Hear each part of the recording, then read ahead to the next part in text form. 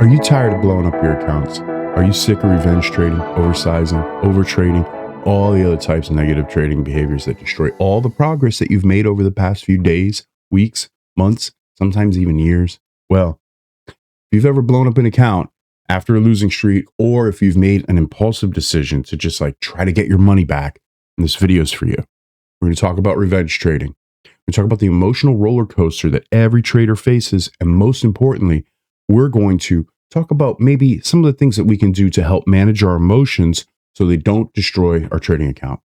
So if you've ever felt that pain that goes way down into your gut and you just can't figure out why you keep doing the same things over and over again, make sure to hit that subscribe button, ring the notification bell so you don't miss any future videos.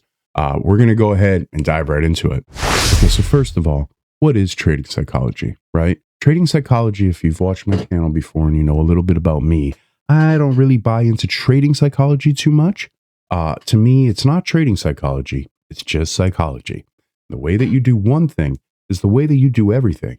So, to keep it simple, trading psychology refers to the emotional and mental state that influences your trading decisions. It's all about how you handle the psychological pressure that comes with putting real money on the line. It doesn't even have to be real money. It can be sim funded. It can be evaluations or test accounts. It can be sim. And there's three main components that you need to understand. The first is fear and greed. There are two primary emotions that drive market behavior. You've got fear, which makes you exit winners too early or avoid taking setups altogether. And then you have greed, which makes you hold on to the winners way too long, or maybe you risk way too much on a single trade. Then you have your stress response. Trading is stressful. And when you see the red candles eating into your position, your body goes into a fight or flight mode. Your heart races, your palms sweat. Suddenly you're making decisions based on emotion rather than logic. And then thirdly, we have our cognitive biases. And these are the mental shortcuts that our brain takes that can lead us to serious errors. Things like confirmation bias, where you only see the evidence that supports your trade, or anchoring bias, where you fixate on your entry price instead of the current market conditions. So here's the thing. Success in trading, it requires mastering both technical analysis and your emotional discipline. So you can have the best strategy in the world, but if you can't control your emotions, you will lose money, period. Let's take a look at this together. This is the emotional trading cycle. And it all kind of starts the same way for us, you know? It's something that every trader experiences. It usually starts with optimism, confident about being able to find great opportunities ahead. Maybe we've seen some stuff on social media. Maybe we have become somewhat optimistic because we've seen people having success and we think, hey, this looks pretty easy. I can do this too. I'm a smart guy. Then comes the excitement and the trade goes into profit, and your winning fuels your enthusiasm and you start thinking, man, I'm really good at this. You take a few winners, which honestly, in my opinion, might be the worst thing that can happen, is to start winning right away. Then it leads to euphoria.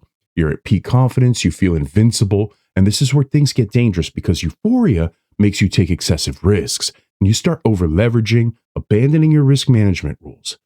And then the market turns, right? Your anxiety starts to creep in. We say the market turns. It could be your profit and loss turns. Let's just say in a bigger picture, the market turns. Now doubt starts creeping in. Your winners start becoming losers. You start doubting your entries. You say, should I close this? Should I hold? Am I doing this wrong? Maybe I shouldn't be trading this. Maybe I should be trading that. And then the next thing happens is the denial. And you start to refuse to accept that you're wrong. You refuse to accept that you're going onto a losing streak.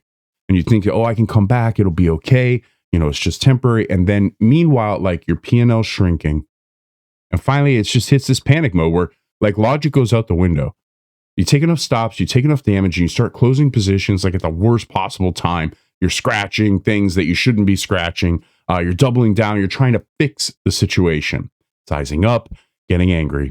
And here's where it gets really dangerous, because when the panic meets the ego, that's when you get the revenge trading. So revenge trading occurs when a trader, after experiencing a loss, attempts to immediately recover losses through impulsive trades without proper analysis or risk management. So number one, we got loss aversion. Losing feels worse than winning feels good.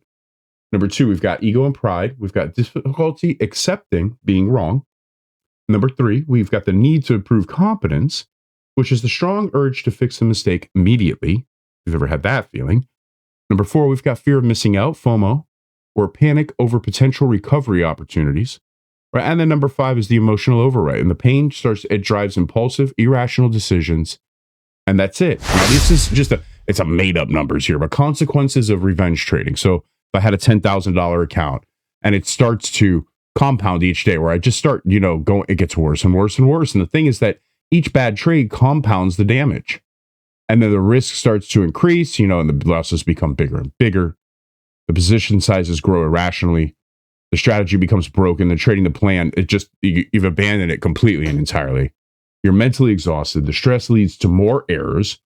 There's an erosion of the confidence, and you have long-term psychological damage. Let me say that again. There is long-term psychological damage that happens because of this. So here's some strategies that we can use to manage trading those emotions. We need to set clear rules. Establish maximum daily loss limits and stick to them without exception. Walk away when you hit your limit. Very important. Use stop losses. Protect yourself with predetermined exit points. Never move or remove stops due to emotional hope. Take breaks and step away after the losses. Take at least 24 hours before trading again to regain emotional equilibrium. Journal your trades. Document every trade, including your emotional state. Review patterns to identify triggers.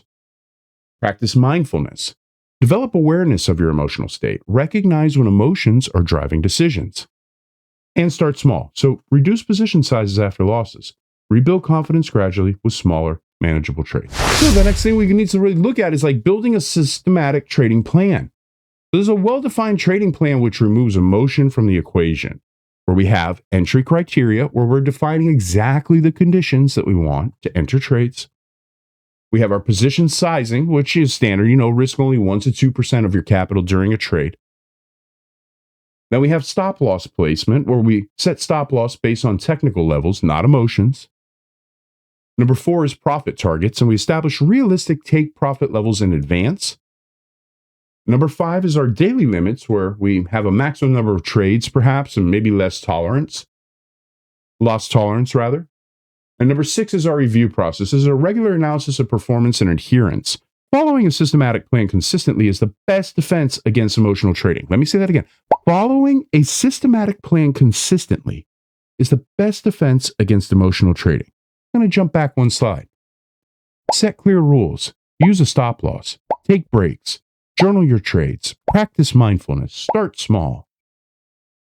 Entry criteria, position sizing, stop loss placement, profit targets, daily limits, review process.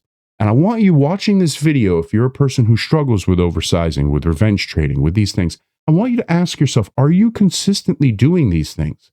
Don't lie. Don't lie to yourself about this. Don't say, well, I don't really need to journal because, I don't really need to define my entry criteria. Those are excuses.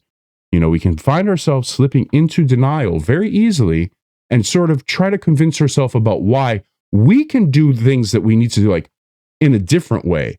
I don't need to actually follow the advice of people who've been successful in this because my way is different. I'm going to do it like this instead. So here's some key takeaways. Trading success is 90% psychology, 10% strategy. Revenge trading compounds losses and damages confidence. Emotions are natural, but must not drive decisions. A systematic plan is your best protection. Take breaks and maintain strict risk limits. Self-awareness and discipline separate winners from losers. Master your emotions, protect your capital, trade with discipline. It's really important that we do not take too much damage from a lack of a system.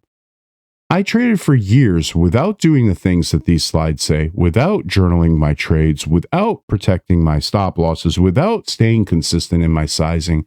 I did all those things and I kept doing the same thing over and over again, blowing up accounts because I refused to do the things that I needed to do. I refused to listen to the people around me who were trying to help. I had to do it my way, and I wanted to force my way into the market to make it work the way I thought it should.